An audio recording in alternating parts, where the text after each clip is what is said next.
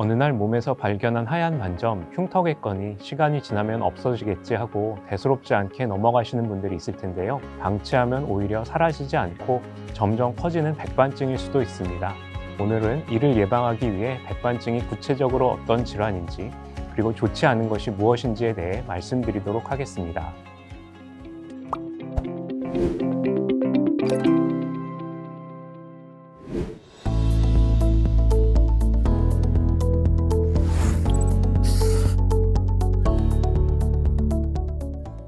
백반증은 내 몸의 면역세포가 멜라닌 세포를 파괴해 기능 이상을 초래하는 자가면역 질환입니다. 일반적으로 우리 면역체계는 외부에서 들어오는 이물질로부터 몸을 보호하기 위해 작동합니다. 그런데 이 면역체계가 망가지면서 우리 몸과 외부 이물질을 구분하지 못해 우리 몸의 세포와 조직을 공격하는 것이죠. 그래서 백반증에 걸린 환자들에게서는 류마티스 관절염, 갑상선 질환과 같은 다른 자가면역 질환도 비교적 잘 관찰되는 편입니다. 멜라닌 세포는 우리 피부에서 피부의 색과 머리카락의 색을 결정하는 멜라닌 색소를 만들어내는데, 멜라닌 세포가 계속해서 파괴되면 피부색이 하얗게 되고 하얀 반점이 생기게 됩니다.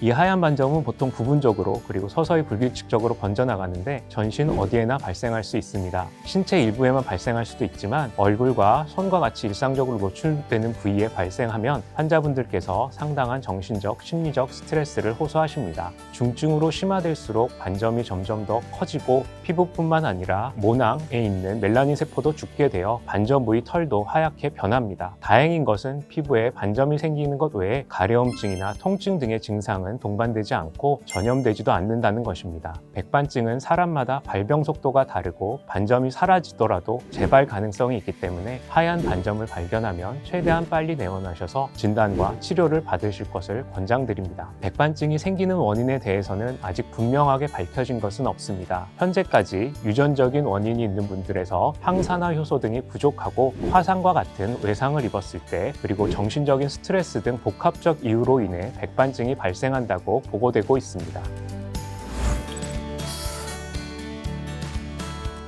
하얀 반점이 있다면 다 백반증인가 싶은 의문이 드실 텐데요. 백반증 말고도 신체 부위에 하얀 반점이 생기는 질환이 많아 그만큼 다른 질환과 헷갈리실 수 있습니다. 우리 주변에서 흔하게 하얀 반점이 관찰될 수 있는 질환으로는 연령대를 기준으로 출생 시에는 탈색 모반, 5에서 6세에는 백색 비강진, 성인기에는 진행성 반상 저색소증, 그리고 중장년층에서는 콩알만한 작은 하얀 반점이 생기는 특발성 적상 저색소증이 있습니다. 이 중 특히 어르신들에게 많이 발생하는 특발성 적상 저색소증에 대해 조금 더 자세히 설명드리겠습니다. 특발성 적상 저색소증 또는 특발성 물방울량 저색소증이라 불리는 이 질환은 모든 성별, 인종, 피부, 유형에서 나타나는 질환으로 중장년층 사이에서 많이 관찰됩니다. 30에서 40대에서는 50%, 40대 이상에서는 50에서 80%, 90대까지 가면은 90%에서 발생하는 비교적 흔한 질환으로 나이가 많아질수록 발생하기 쉬운 질환입니다. 노화가 가장 큰 원인으로 특히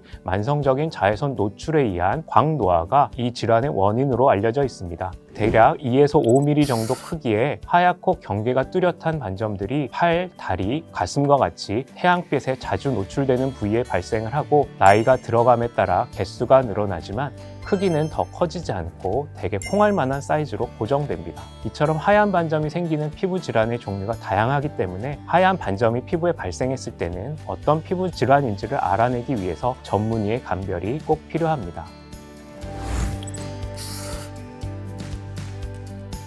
백반증은 크게 약물치료, 광선치료, 수술치료로 나누고 있습니다. 약물치료의 경우 스테로이드를 복용하거나 국소 면역 억제제나 국소 스테로이드를 도포하여 자가면역 반응을 조절해 멜라닌 세포가 더 이상 파괴되지 않도록 합니다. 다만 스테로이드를 복용하는 경우 지속적으로 복용하게 되면 혈압, 관절 등의 손상 위험이 있기 때문에 4에서 8주 정도로 단기적으로 처방하고 있습니다. 또한 현재는 국소 스테로이드의 부작용이 거의 없는 국소 면역 억제제를 주로 사용하고 있습니다. 광선 치료는 백반증의 하얀 반점에 자외선을 노출하여 치료하는 방법입니다. 반점 주변의 멜라닌 세포가 자외선에 의해 활성화되어 하얀 반점 쪽으로 멜라닌 세포가 채워지도록 유도하는 것입니다. 광선 치료는 백반증의 크기와 분포에 따라 자외선을 전신에 조사하는 방법과 부분적으로 자외선을 쬐는 국소광선요법이 있습니다. 광선 치료를 시작하게 되면 한 사이클당 약 20회 이상의 광선 치료를 최소 6개월에서 12개월까지 장기적으로 진행하게 됩니다. 이렇게 치료를 받으시면 한 달에서 2달 정도 지나 조금씩 백반증 반점이 작아지는 걸 볼 수 있습니다. 긴 치료 기간과 더불어 치료 효과가 없을 경우 치료를 잠시 멈추는 기간이 필요하다 보니 꾸준함이 요구되는 치료이지만 전문의의 지시에 따라 광선 치료를 잘 따라오시면 커다랐던 백반증 방변이 조금씩 줄어드는 것을 경험하실 수 있고 많은 경우 증상이 호전되는 것도 경험하실 수 있습니다. 광선 치료에 잘 반응하지 않는 부위에는 살아있는 멜라닌 세포를 옮기는 피부 이식 수술을 진행합니다. 이 경우 아무래도 기존 피부와 색이 조금씩은 차이가 있기 때문에 가급적 마지막 치료 수단으로 고려하고 있습니다. 안타깝지만 백반증은 당뇨나 류마티스 관절염과 같이 완치가 힘든 편입니다. 그렇지만 병원에 오셔서 잘 치료받고 관리하시면 충분히 호전이 가능한 질환입니다. 무엇보다도 발견 초기에 치료하시면 예후가 좋기 때문에 적극적으로 검사를 받고 치료하실 것을 권고드립니다.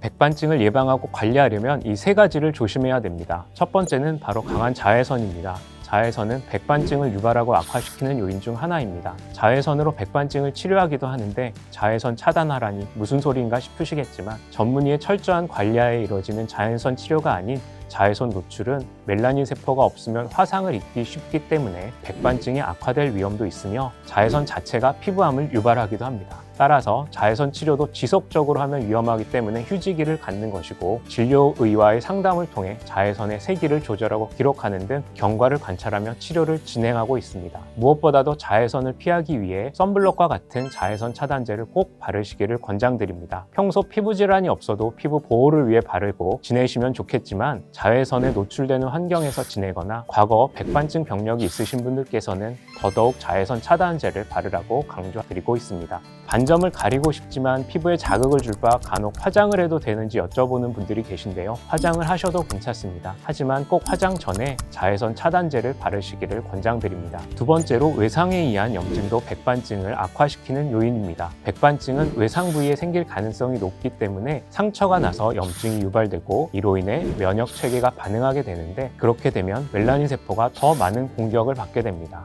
특히 모발 염색을 할 때 사용되는 염색약이 두피에 자극을 주기 때문에 이에 대해 유의하는 것이 필요합니다. 세 번째는 건강하지 않은 생활 습관입니다. 백반증은 멜라닌 세포가 죽는 질환이라고 말씀드렸습니다.